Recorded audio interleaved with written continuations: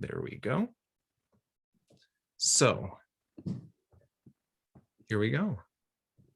We're starting this evening with Catherine Strisik, who's an award-winning poet, a teacher, and an editor who splits her time between Cape Ann and Taos, New Mexico, where she recently served as Taos's second Poet Laureate and received a 2020 Taoseña Award as Woman of Impact for literary contributions.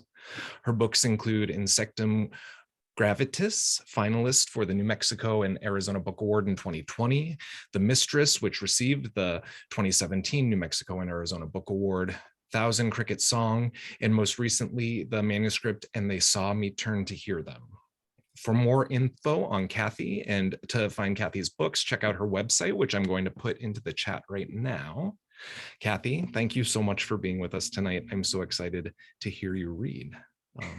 And the floor is yours. Wow, thanks, Adam. So thanks, everybody. Thanks to Gloucester Writers Center for hosting this reading, and Adam and Henry Farini. I don't think he's here, but I met him a number of years ago at a reading at the Gloucester Writers Center and approached him way back. And thanks to everybody for joining this evening. And I see family and friends from across the country, really. And so thanks. And Andrea Watson, I see you're here.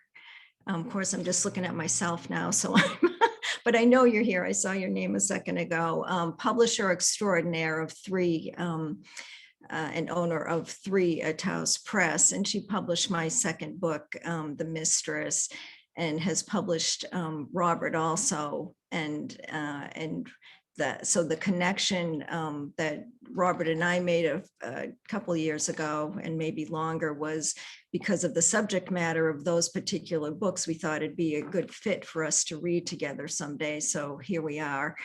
And many poems later, and for me, a couple manuscripts later. So thanks, Andrea.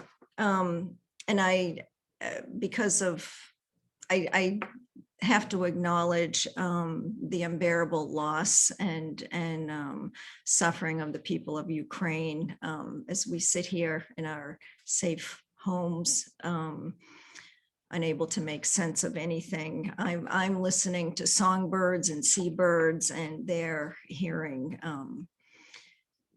evil. So, and lastly, I want to acknowledge the Pawtucket and all inhabitants on whose land I read from this evening.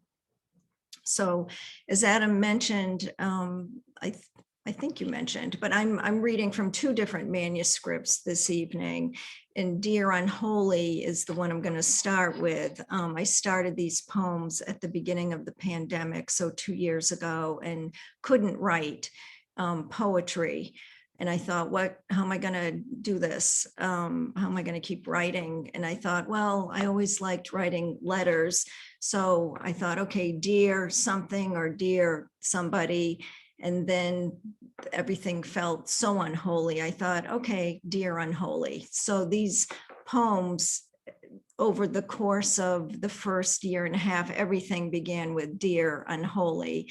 And as the body of work has evolved, the titles have become clearer for a lot of the poems. And so, but unholy and unholy is either mentioned in the title or in the body of the poems. And these poems start from my home in Taos, New Mexico. And during the last 5 months, I've been living here along the Annisquam River on Cape Ann. So I'll read poems that have been generated during this time.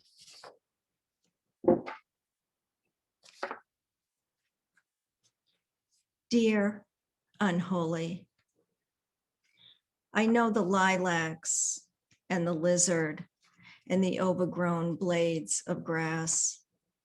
I know the fruit trees, knotted juniper, the boulder with mica, snow peas and parsley. I know the seasoned weather vane pointing east like a sentinel, like a god unrelenting. Which way, sings an angel, yellow-breasted redhead. Some suffering is capable of causing bad weather, the buzz of bumblebees, a twisted root system, one felled branch caught in cottonwood limbs, face up. This way whirs a sheened hummingbird.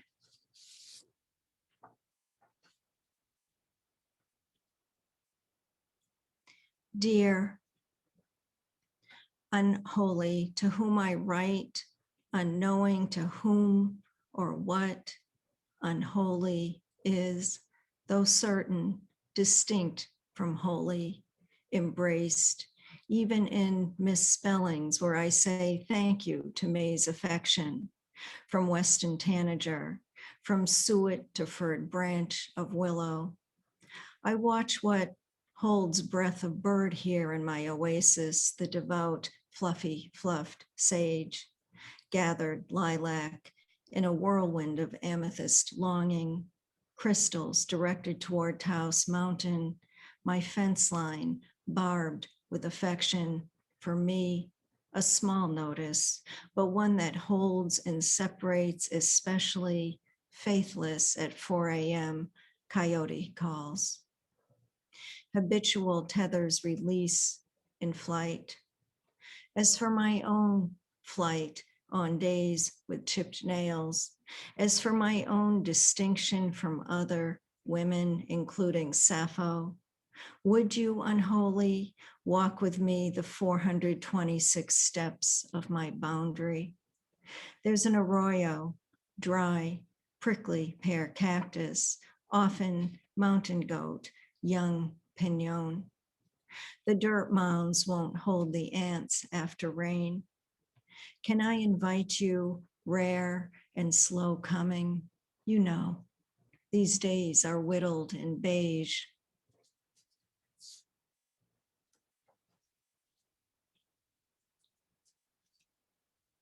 Maize, corn, maize.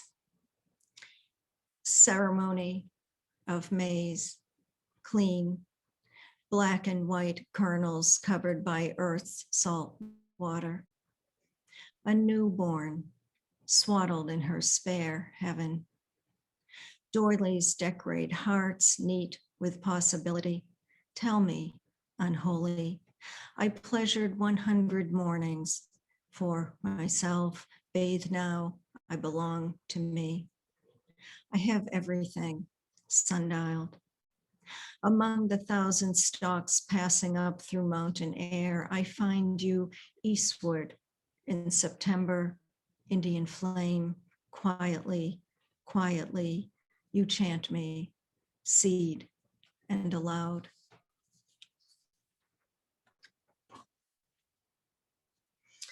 So these next few poems,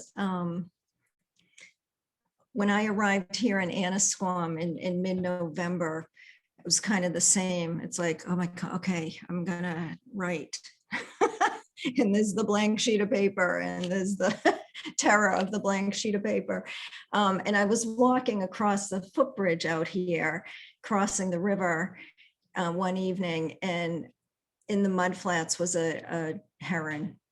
And it was incredible. It took flight in front of me and just whooshed right by me. It was like this god going past me. And so that broke my inability to write. And so this is the homage to the great blue heron. Great blue heron.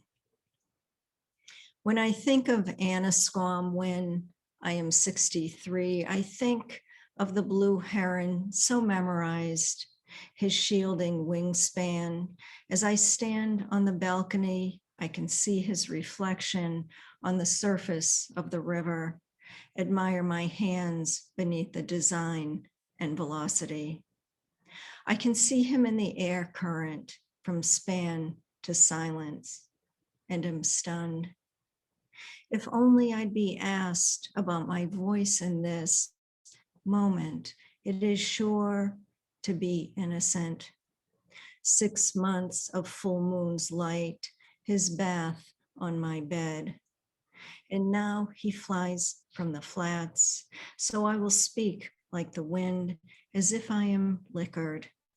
And though they praise my own current to the sky, I sense I am instantly him, calling with only ripened voice, sinuous, salted, solitary, again, holy.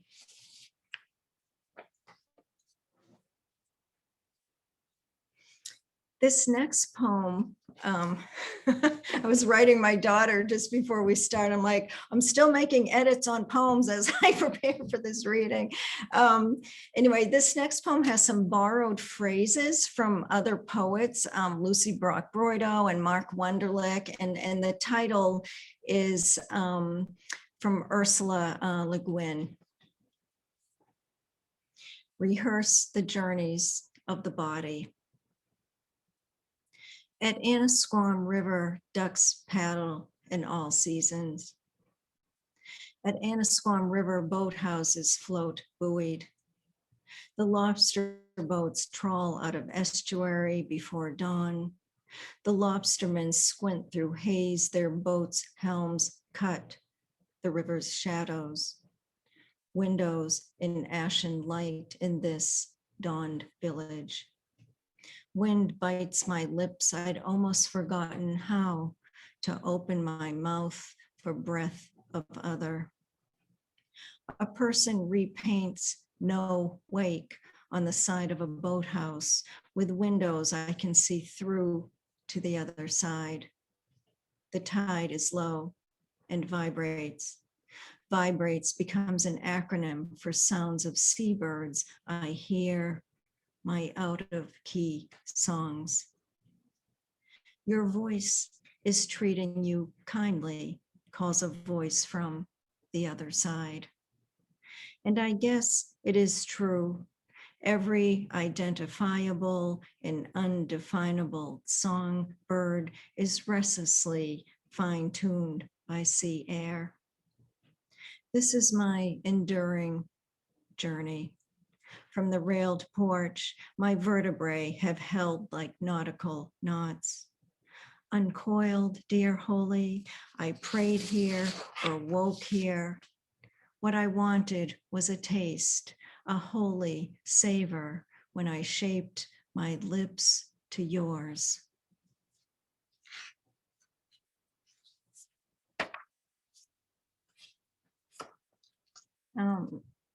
So this next poem, I was in a poetry workshop for, I don't know, 5 or 6 weeks in the deep of winter. And this came from one of the assignments from that workshop. It's a persona poem, so it's in the voice of other.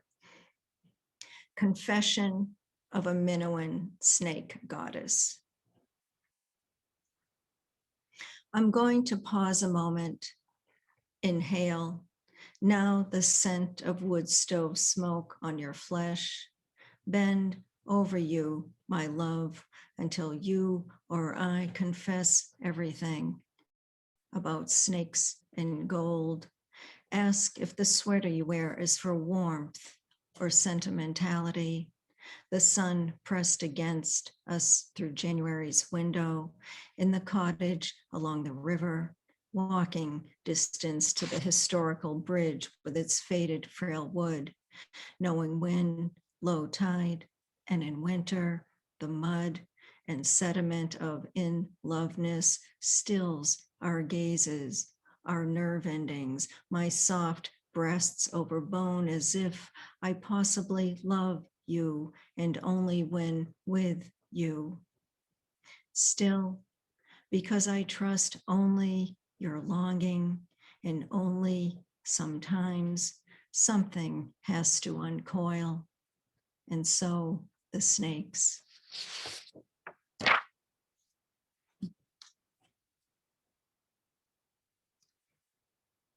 Consideration to the heron while wintering along the Annisquam River. How will you pass? Will you demonstrate to us your forthright tendons by flying? Will you perfectly high pitch into the solstice, rippling the river? Heron, geese, mallard, bobbing the sheerness, wrinkling in unison from estuary to mouth. Is it significant, the high pitch, if the Trinity is not caressed, just forgotten until unembroidered or frail or without lace edge or wayless to the open sea?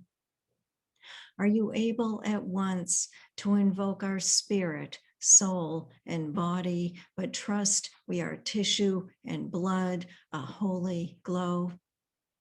How will you sharpen our sight before dusk, and what red ring surrounds the clouded 2/3 of a moon?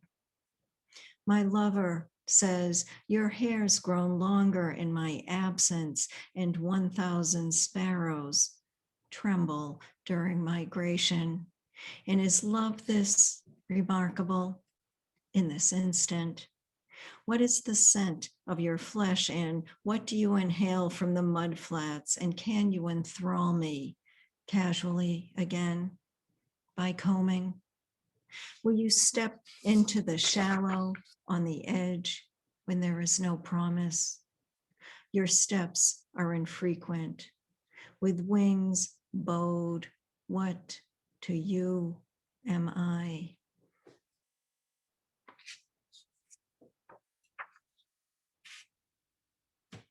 So these last two poems are from another manuscript. This is a manuscript there are poems in this manuscript that are 20 years old, and it goes right up until about 2 years ago.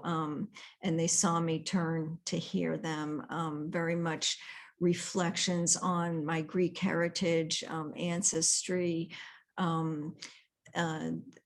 language, the Greek language. I feel is if you have a grip of or enough of a familiarity with the language, incorporating some words into into a manuscript can just be really profound and incredible, to have language of origin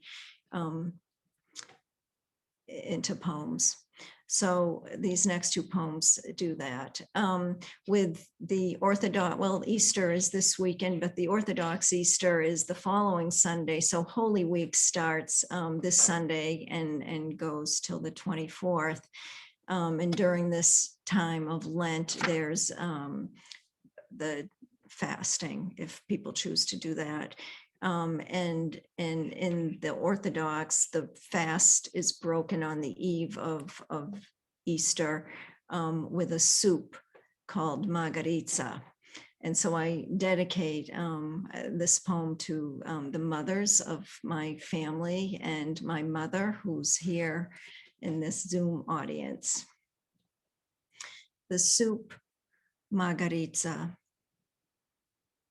I taste their entrails and organs, their sacrifice at midnight, our tongue as the lamb and goats of Grivena bleat around us, udders pinkened, released lips, hollowed with a consecrated, contused, or faith, maybe the butchered, scented with frankincense and myrrh and basil breeze, so silent in wound spots.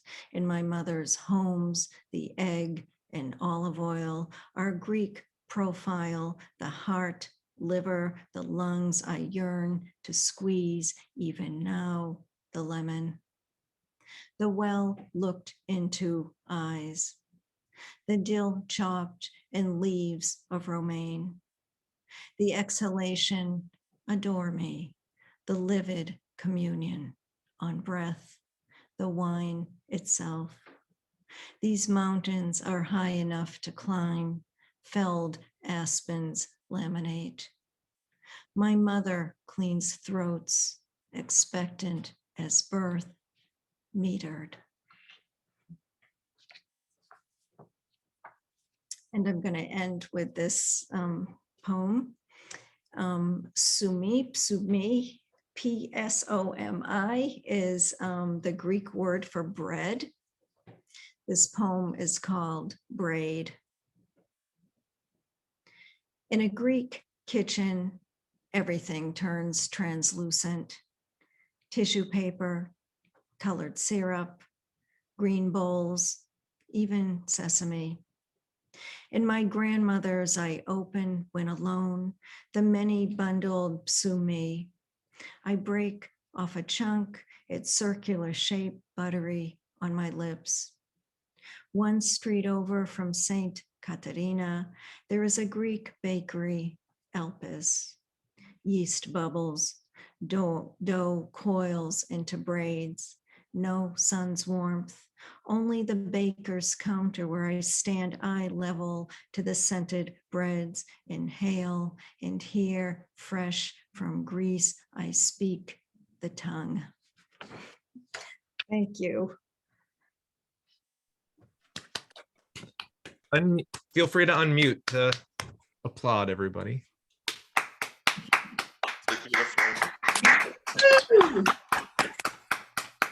Beautiful. Wonderful. Really beautiful, Kath. Kathy, that Oh. was so wonderful. Thank you.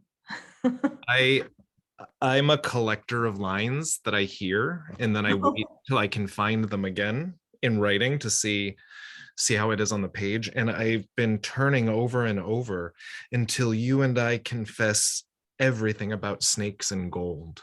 So beautiful lines throughout those poems. That's great. Thank you so much, Kathy. Oh, you're welcome. Thank you, everybody. All right. Wow. Next is Robert Carr. Robert Carr is a 7-time Pushcart nominated poet, and he's the author of Amaranth, published in 2016 by Indolent Books, and The Unbuttoned Eye, which was released in 2019 by Taos Press.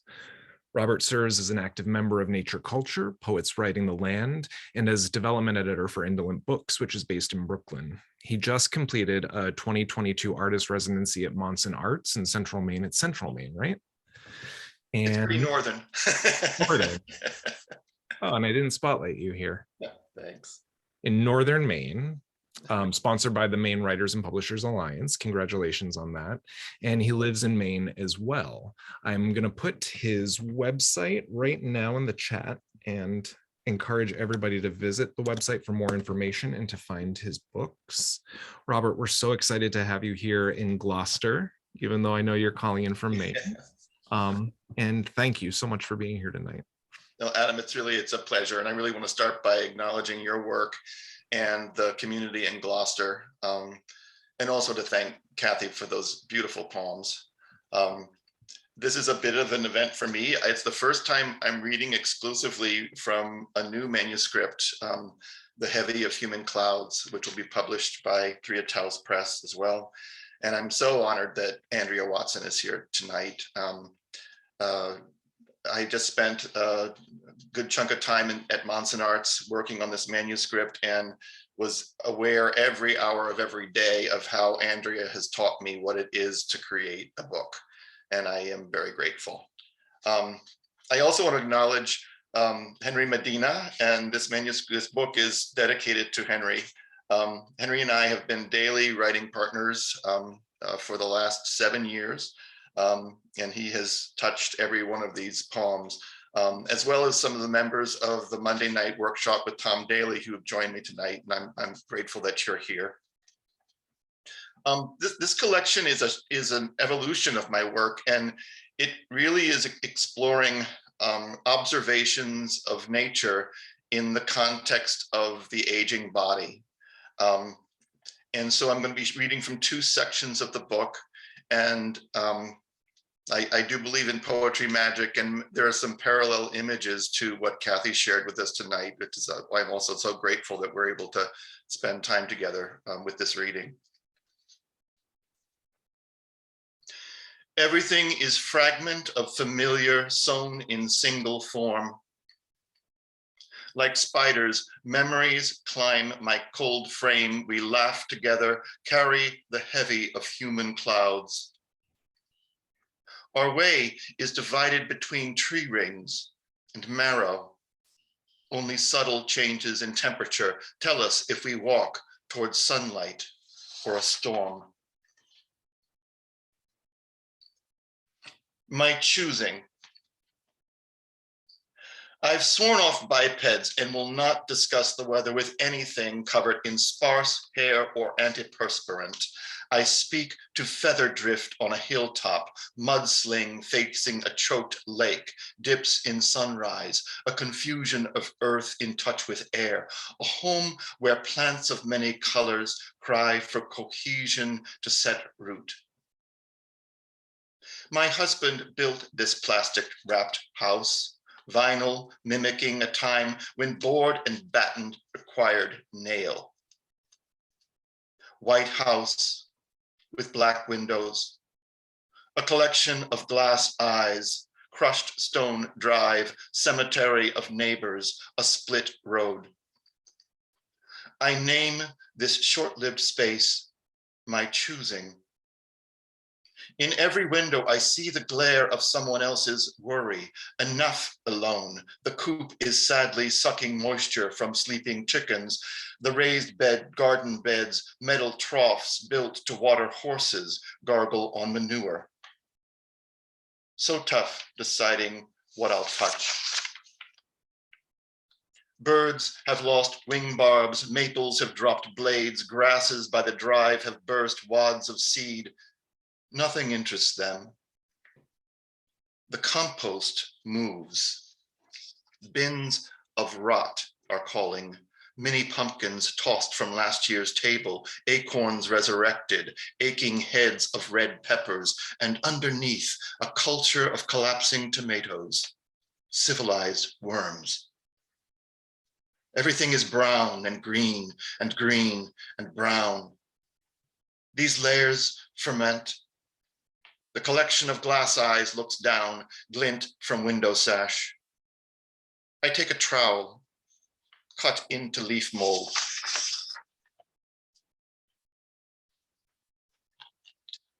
I name it remnant.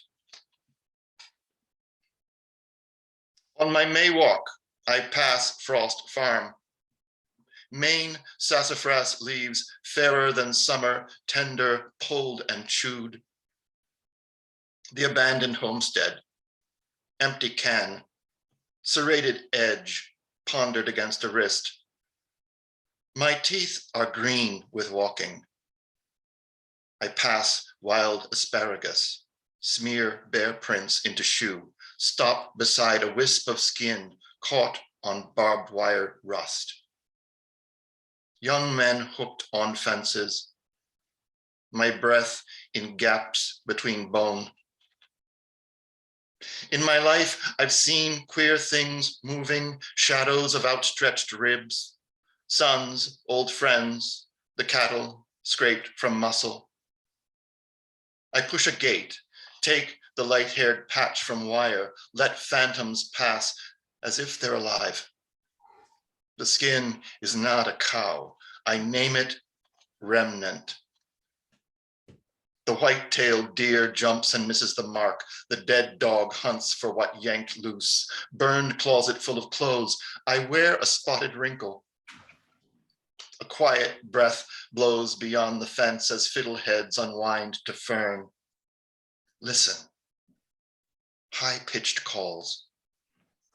Boys that left the farm.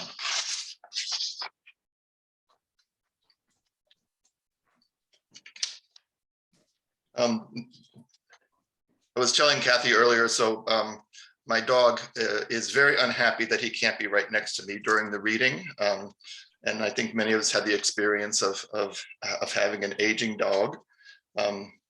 This poem is called The Bearer. I carry the body of my dog down to the lake. Lanky legs crossed, he sags in my arms.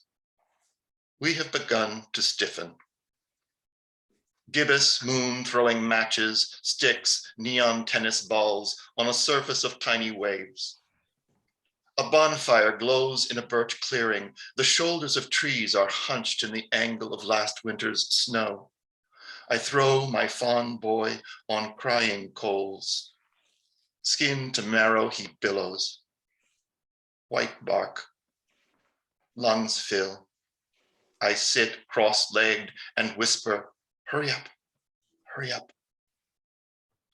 The crackle sings in space between ribs. I reflect in the flicker, pouring 12 years from his eyes.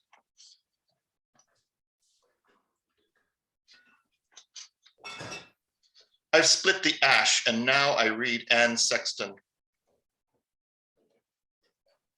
I spent the morning splitting ash and now could sit all day in the mouth of my wood stove, its maw slightly open, hoping to burn my tongue. The sofa's soft denim, braided rugs pooling all over the room, the wind chime clanging in curl at the back door, white-capped November lake. Is this the end I want? Backdoor bells? This inanimate book of deadened songs that cover the second voice in my head, the phone on mute. I stand at an unscreened window. Gray-green water moves beneath the gray-green wind. Pine needles cling, wet lashes between my breath and the saddest gale. The house is heating up. I must put on my shoes, get out, kick the fallen mice, the acorns in the drive.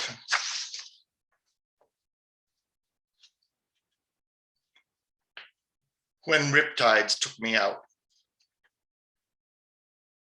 Bottles with the cap on, drifting on a sea where nothing sinks and nothing opens, oceans poisoned by a drink of water. Press-on fingernails surf in curls along the shore, plastic swirls in eddies of vast, muzzled, bobbing clear and blue and winking in the light that was. Breath of rise and fall, rippled six-pack rings. Once, I flapped arms toward Mom as Penobscot riptides took me out. She waved from shore, didn't realize. I flailed. Loss, a shade of summer. Salt's taste is green.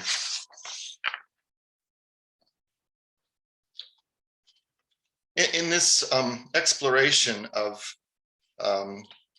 nature and the aging body, I realized more than ever that many of us learn our most fundamental lessons about what it is to grow old by observing our parents and the changes in their bodies and ultimately their death. So the center of the book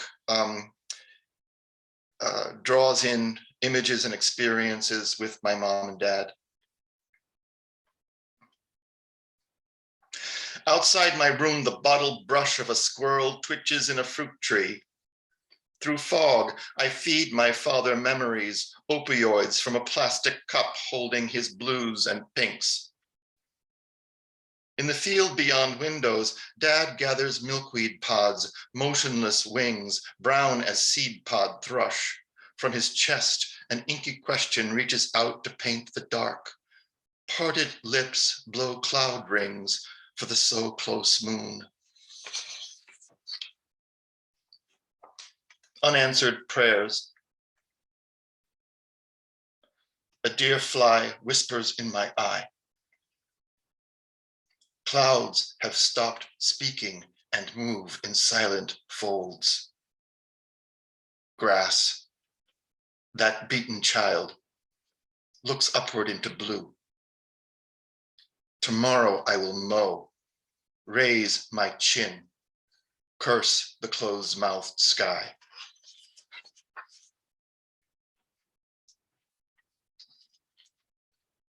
Restoration. On the floor of the pantry beside cans of cranberries and creamed corn, I sweep a pepper of droppings, arrange them in the letters of my made-up name. In mouse pellet calligraphy, I spell was here. Build a castle of vegetables, a moat of lentils, a world in nap time nuzzling a stuffed dog. My father in the beehive oven is pulling bricks. He holds them like heads of infants, calls work restoration. Crumbled plaster scrubbed from his walk-in fireplace, the ash that lines his beehive. He carves and replaces the dentil molding of his mantle, carefully shaves each cherry wood tooth with a chisel. The beehive never bakes a loaf. Our house is filled with hammered iron, cooking tools of dead people hung on wrought iron hooks along the crane.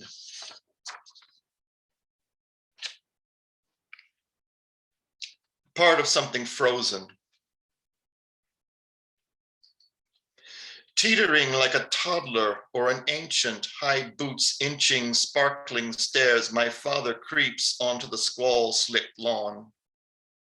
Freezing rain hisses ice pack, mercury drops. January falls on his face and freezes, encasing wrinkle, smallest branches in the wood. His blood resists, rises to cheek, then retreats. Ice stormed, he relaxes, embraces glazing. This amuses the hemlock, bitter, standing in joy beside the bent azalea. He stops there on resistant drifts, exhales cloud, stellar dendrite, spine compression, capped columns sucked into tissues of transformation, crystal fern running parallel to sideburn. He balances, though hard-shell snow is speaking curses, finds himself in common with the hail. Born iris green, he hears his eyes go blue, and everything turns winter's will to bend and break. A wind comes up behind him, shakes ice from grinning trees, numbed. Dad canes back to his door, stomps cowhide boots on stoop, and only one hip shatters.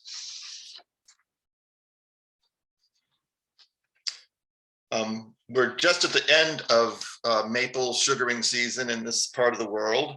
And in recent years, the taps are no longer the taps, they're blue tubes that run through the maple forest and with buckets connected to them. Sugaring. I sense the ceaseless trees, bark and needle in the light of lengthening days, the crossed branch where flesh is gnashed away by winter wind, the skin I'd like to reach, to touch. The flowing maple sap, blue plastic tubes conducting artery and sugar, bleeding in connection. I taste the boil, smell the wave of syrup in the air, open up a vein, shape a life in broken bark.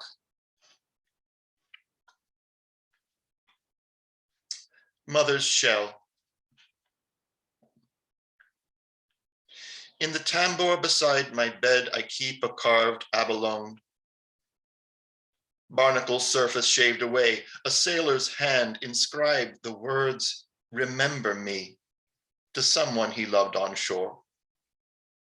My husband gave me the shell the May my mother died. Today I head toward my father with his broken ribs. At 94, he curls into the snail of himself. I drive to a house held up by whalebone. The rib is longer than my body, painted white, it peels in sun. I've left behind the opal shine of mother's remember me. The air hangs hot over warming bones, and I miss her laughter in the motion of blood, in the movement of muscle as I hold her to my ear. Listening for whisper.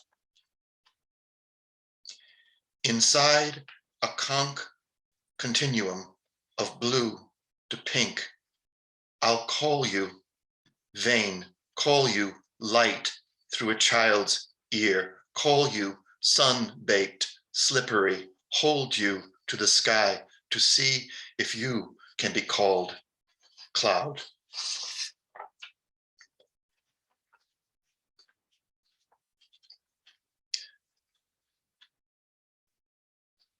And actually the last two poems are currently the last poem and the first poem of the new collection, The Heavy of Human Clouds. I contemplate a passing sky. Everyone is going. Ellipses of birds cross a rumpled paper sky. This isn't sadness, simply movement. Autumn spattered skin, marbles grinding in my knees. Across the lake, a dog howls. Wakes of boats break waves on dock posts. I'm on my back, float beside a yellowed leaf, legs wide, drifting north. And the final poem, The Shortest Season.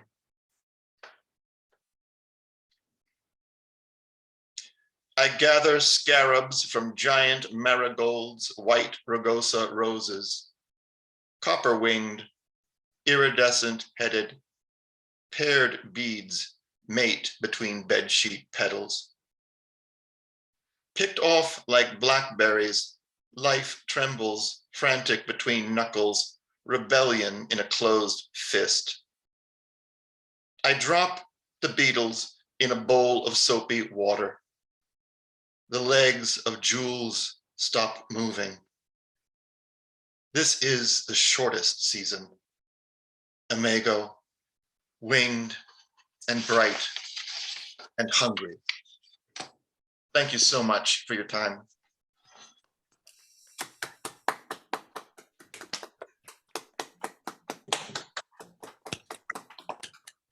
Thank you, Bob. Wow. And I'm gonna just spotlight Kathy here too. Thank you both so much. Another round of applause for Kathy and Bob. What a wonderful reading. Bob, I have so many scribbled lines, and I think if you look at the chat, folks were collecting lines that stood out to them in your poems. A confusion of earth in touch with air is the one that I keep returning to. Well, thank you so much. Those readings were so beautiful and so wonderful, and I'm so grateful that you were here to join us tonight virtually at the Gloucester Writers Center. Folks, if you want to think about any questions we have some time now for a short Q&A with the poets. And I thought I would kick it off with a question that I have for both of you. Throughout both of your readings, it's impossible, I think, to not notice the importance that place has in your work. We hear all sorts of things about places and the stuff of them, whether it's animal and plant life, geology.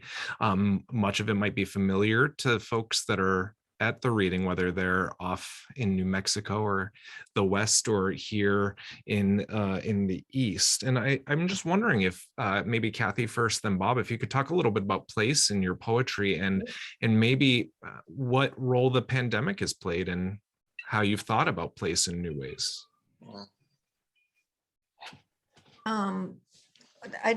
I think wherever I've been, the sounds, my senses are enlivened by that place, and so the body very much, or the place seeps into my body.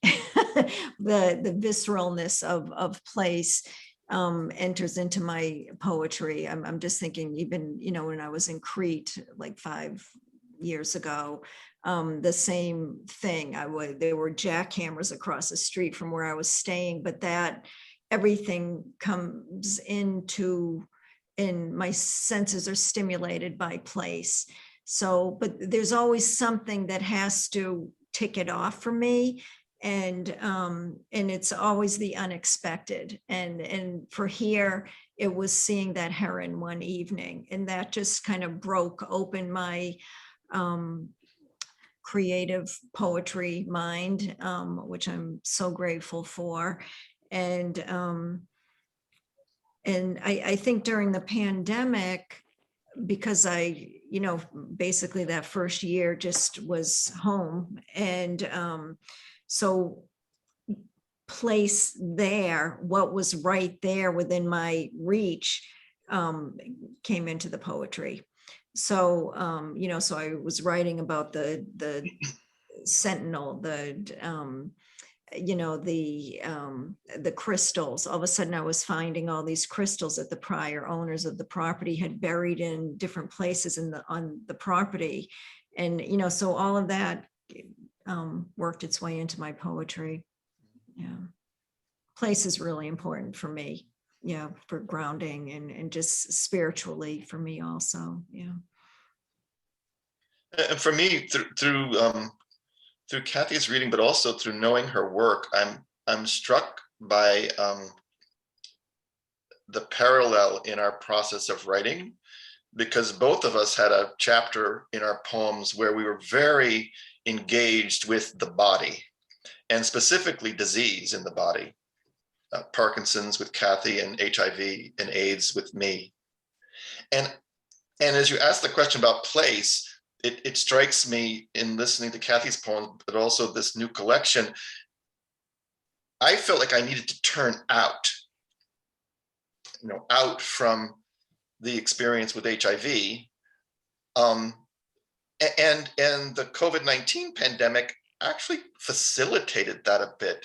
It slowed me down in some really important ways. And it was concurrent with my husband and I moving to Central Maine full time and writing full time. I also connected with a wonderful project for the poets in the room. It's sponsored by Nature Culture. It's called Writing the Land. And it pairs poets with land trusts, and you generate poetry based on a specific land trust, which is then in a print anthology every year. And just by going to those properties, I'm in the second year of that work, focusing on a property very close by called Curtis Homestead. I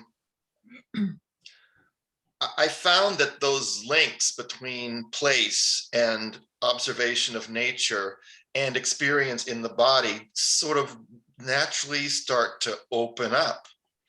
And I've really appreciated that process. Well, and that's so interesting to hear too, because now that you say it, so many of the images that are sticking with me from both of your readings are at moments where place and body, earth and sky and human all come together in really powerful ways. Thank you both. The floor is open if anybody has a question. If you want to say so in the chat or just unmute and shout it out.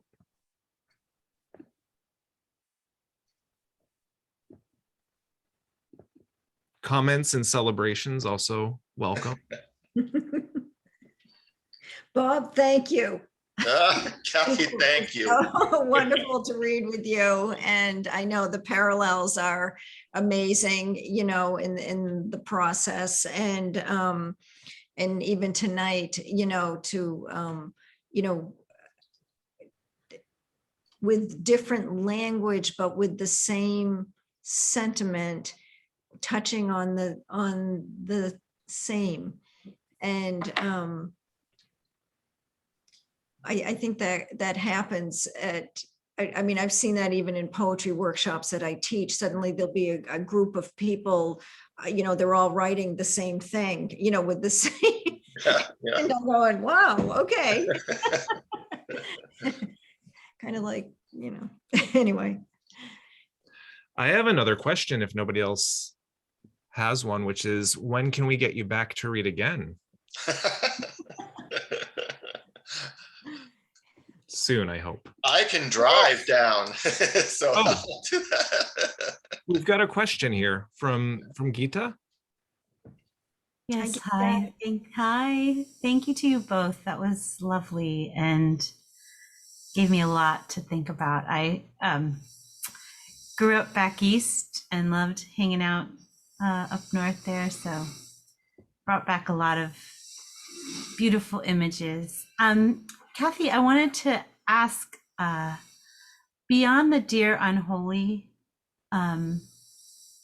verses, I noticed I heard the word holy or unholy throughout several of your poems. And I guess I would love to know, I guess, what are some of the things those words mean to you? And a sense of like, why do you sense why they keep repeating?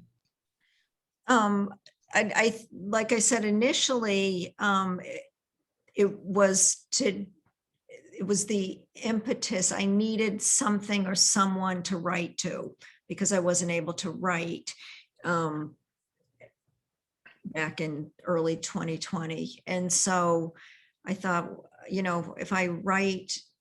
if I just sit down and I write everything by hand and then it's put into, the different versions are then put onto the computer. But so everything, pages and pages of dear unholy. And if I would lose that thread, I would just keep coming back to dear unholy. And the poems want to be heard. And the language there's a search that's going on throughout the hundreds of pages written sometimes before I go, oh, wow, okay, this poem was really on page 1 of this notebook. But it's a journey. If the repetition of dear unholy or holy helps me stay within the context of what I feel is attempting to be created in this next body of work. So I purposely will keep repeating the phrase or the words so that I can keep my brain contained. But in that containment also, there's, like I said, the blue heron and what's happening under the surface of the water, and the moon coming through the skylight of this home I'm staying in, and lighting up the bed for a week every month. And so I'm like sleeping in daylight. It's anyway, so that's what's happening with this particular body of work, with the dear unholy. Whether or not that will be the final title of this this work, I don't know, but it's the working title, that's for sure. So yeah.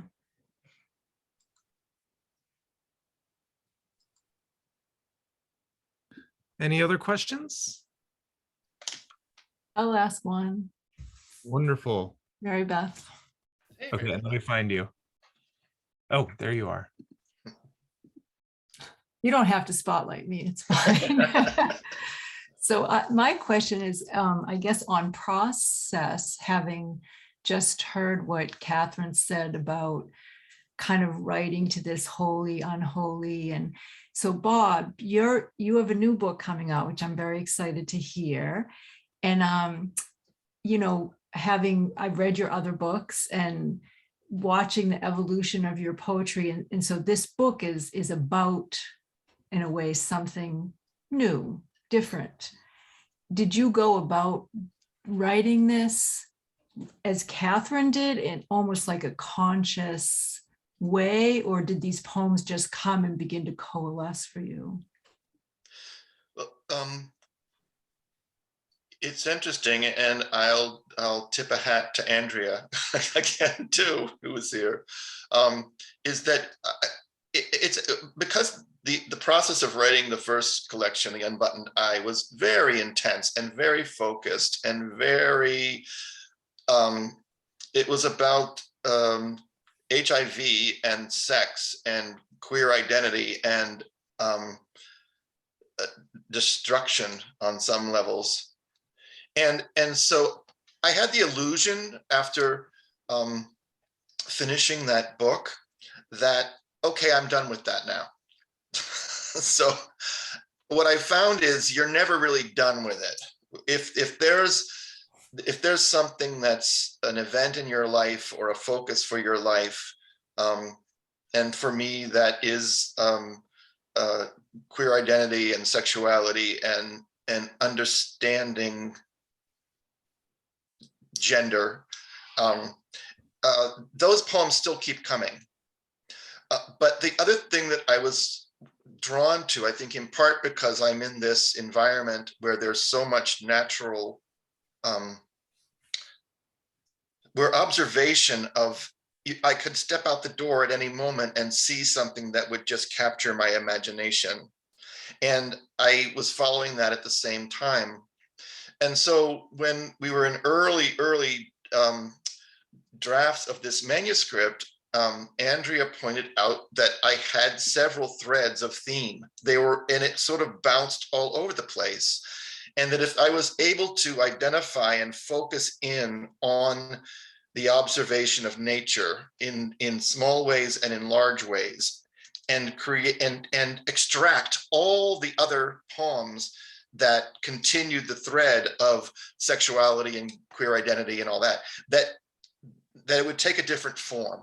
And that's what I've been working on for the last 6 to 9 months or so. And it's been really important to learn, is that it doesn't mean you have to abandon that other stuff that comes to you, those poems that are in your head at 3 in the morning when you type them on your phone, but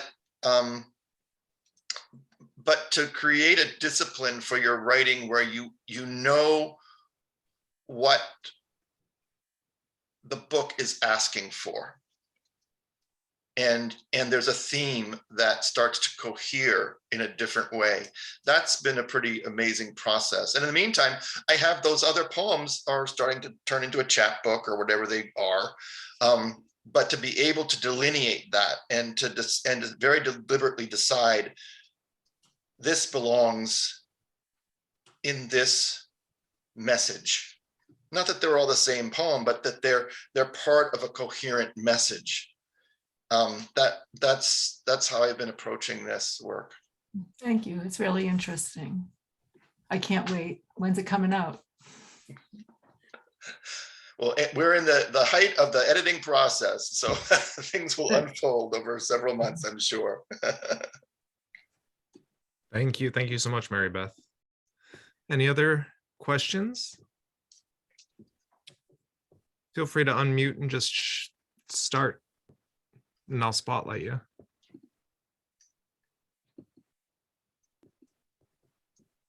All right, if there are no more questions.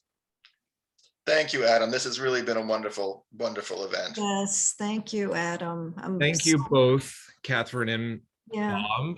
This has been truly wonderful for everyone, and for me especially, as my first reading here at the Gloucester Writers Center, to be gifted with 2 amazing poets tonight, for all of us to enjoy. One more round of applause for both of you. And again, everybody, I encourage you to visit their websites, hunt down their publications if you haven't already. I also encourage you to head to the Gloucester Writers Center website and check out some more of our programs coming up, and I hope to see you there.